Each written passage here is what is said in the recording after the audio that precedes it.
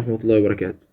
هنشوف فتوى الشيخ علي جمعة وهو بيقول للطفلة اللي بتسأله هم النصارى واليهود والناس دي كلها تخش معنا الجنة ولا لا، فهنشوف الشيخ علي جاوب عليها ازاي، وإن شاء الله ربنا يلهمنا ونرد عليه.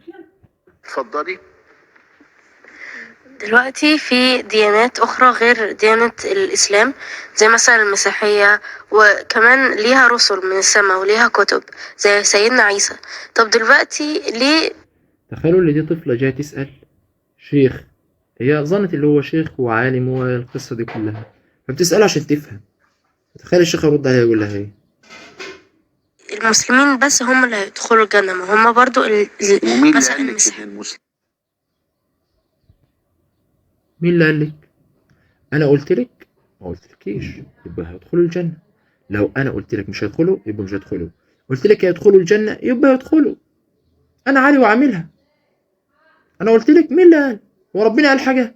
ربنا قال لقد كفر الذين قالوا ان الله ثالث ثلاثة. وفي حد قال؟ انا قلت؟ ما قلتش. مين بس هم اللي يدخلوا الجنة؟ دي معلومة مغلوطة عن. عارفين بقى مغلوطة ليه؟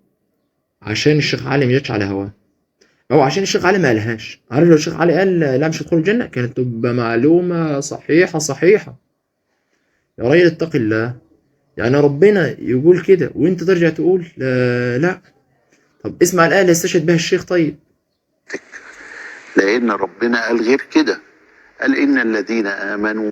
عارفين ربنا قال ايه؟ لقد كفر الذين قالوا إن الله ثالث ثلاثة. تروح منها فين يا شيخ؟ طيب على افتراض اللي انت حبيت تفلت من الآية دي، هتروح فين من قول ربنا سبحانه وتعالى قال لقد كفر الذين قالوا إن الله هو المسيح ابن مريم؟ تروح منها فين يا جدع؟ والذين هادوا والنصارى والصابئين من آمن بالله. الله، من آمن بالله. يا شيخ علي من آمن بالله راحت فين بقى؟ من البعض قال لك اللي هي أداة شرط، اسم موصول، أو قال لك شرط أداة شرط. يا جدع الله واليوم الآخر وعمل صالحا فلهم أجرهم عند ربهم ولا خوف عليهم ولا هم يحزنون. الحمد لله اللي انت حافظ الآية.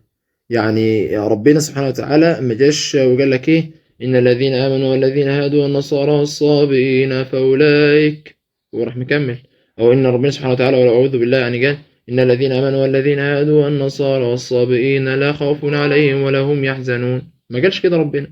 ربنا قال إن الذين آمنوا والذين هادوا والنصارى والصابئين من آمن بالله واليوم الآخر وعمل صالحا فلهم أجرهم عند ربهم ولا خوف عليهم ولا هم يحزنون. من آمن يا شيخ علي، من آمن. يبقى الآية واضحة جدا أنه ربنا سبحانه. فعلا الآية واضحة جدا، مش محتاج احنا مهما تحاول احنا فاهمين الآية يا شيخ علي. والله الآية واضحة جدا فعلا. اللي آمن بس يخش الجنة. إن الدين عند الله الإسلام ومن يبتغي غير الإسلام دين فلن يقبل منه. خلاص يا شيخ علي المسألة سهلة، مش هناخد برأيك، مش هنسمع لك. تعالى إن الدين عند الله الإسلام.